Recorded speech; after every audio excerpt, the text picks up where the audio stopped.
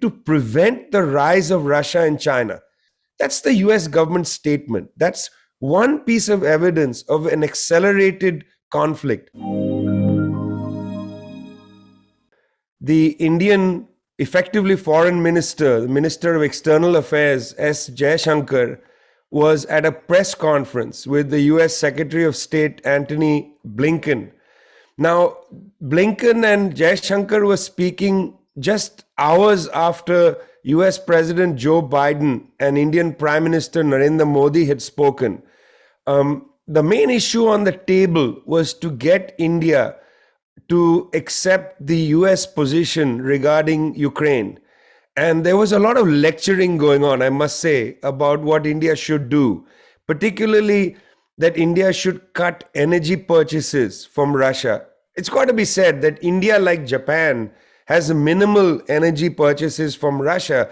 About 6 or 7% of imported energy comes from Russia. But nonetheless, India has quite close relations with Russia and didn't want to take an antagonistic position. The Indian foreign minister, S. Jaishankar, was asked at this press conference, why doesn't India cut its energy purchases? Once again, there was a lot of finger wagging in his face. Now, he's quite a sober man. And he said, what Europe imports in energy is worth looking at. He said, what India imports in a month from Russia, Europe imports in an afternoon. Look into that. His last sentence was, look into that. I think this is the important thing, that for countries like India, like Japan, like South Korea, which have close relationships to the United States, they understand that we live in a world of complexity, not in a world of certainty. They don't want the certainties of Washington, what appear to be certainties of Washington, to be imposed on them. In essence, I think these countries, and I'm emphasizing these three because these three have very close relationships with Washington. Nonetheless, all three of these countries have basically suggested that they understand the world is a very complicated place. They are motivated by contradictions, how to deal with the contradictions. And they don't want to have a kind of suffocating certainty placed upon them. A false suffocating certainty, I should say. And in a sense, this is what the war in Ukraine is about. It's about a false suffocating certainty that has been placed on Europe.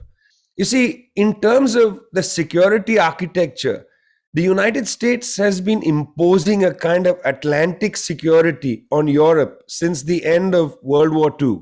NATO is essentially a Trojan horse of the United States. It has yoked European countries into its security architecture and has driven European countries through NATO into catastrophic wars in Afghanistan, in Libya, and now, of course, with all this talk about Asian NATO and global NATO.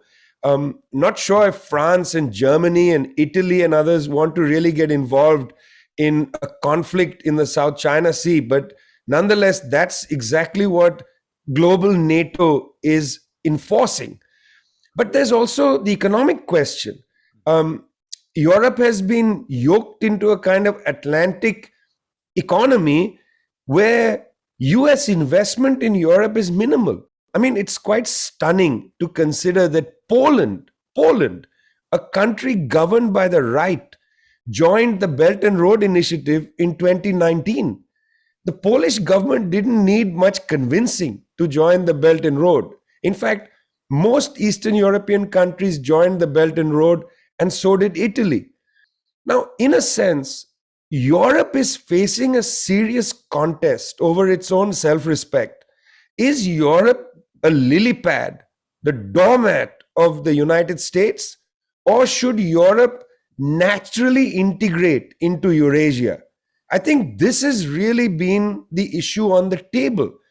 Natural integration of European states into Eurasia seems to me the more rational outcome for European governments. After all, look at the situation Germany is placed in now. Germany is reliant upon Russian energy, reliant. Over 30% of energy comes from Russia. That's a rational reliance.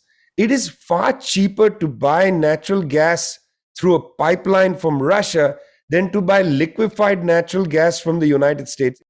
So, Germany, like Japan, like South Korea, like India, is caught in the contradictions of the moment, cannot allow these false certainties to be placed on it.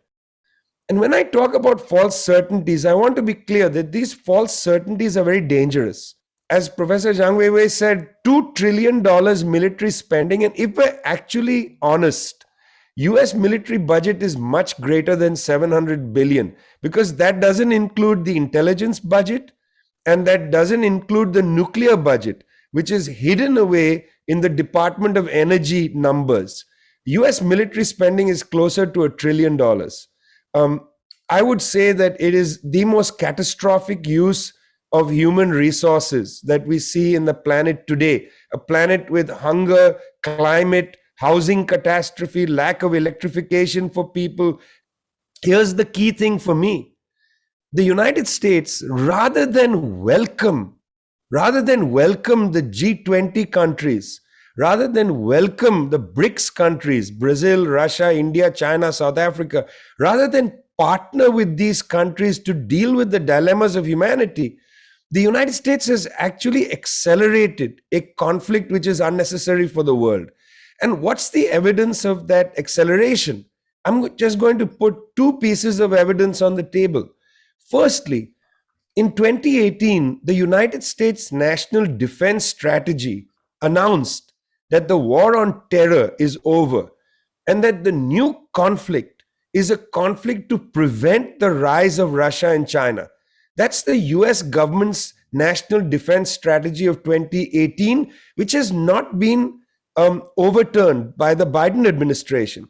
When that strategy was put on the table, Jim Mattis, the defense secretary, said in an interview that near peer rivals like China and Russia will not be allowed to rise. That's the US government statement. That's one piece of evidence of an accelerated conflict.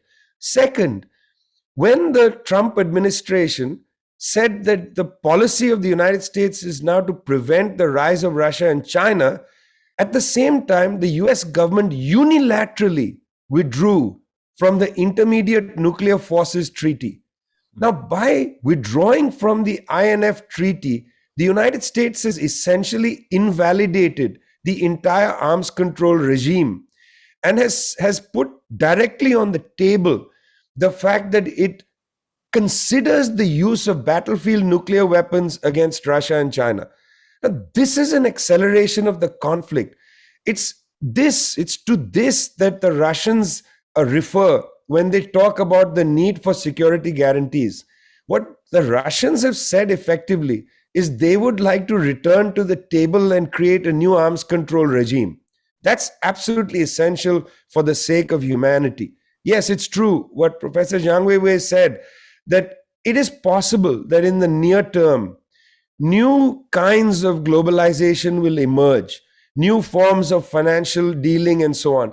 But I also feel that the countries of the world, the revitalized non-aligned movements and so on that are emerging, the countries of the world don't want to face a choice between a pole called Washington or a pole called the West and a pole called Russia and China. Nobody wants the bifurcation of the world. We want to live in a unitary world, but we would like choices. We don't want to live under the yoke of the International Monetary Fund. We would like choices. Belt and Road is providing a choice. So is the People's Bank of China's currency swaps. What we want is a world where the dilemmas of humanity are taken in hand, where hunger is abolished, where we can learn from what the Chinese government did to abolish absolute poverty. We want to get rid of illiteracy. These are the dilemmas of humanity. This new Cold War being foisted by the West, that's not a dilemma of humanity. That's a false crisis. And so we want to deal with real crises. And I think that's the reason why Even countries like Japan, South Korea, India, Germany, countries that are not, very distant from Washington, are unhappy with this situation. They don't want false dilemmas of humanity to captivate them. They want to deal with the real problems we face. And I think that's why, as Professor Zhang Weiwei said, there is such disagreement over what's happening in Ukraine. Ukraine has opened the door, I think, to a new kind of thinking. And I hope our conversation will contribute to that in some small way. Mhm.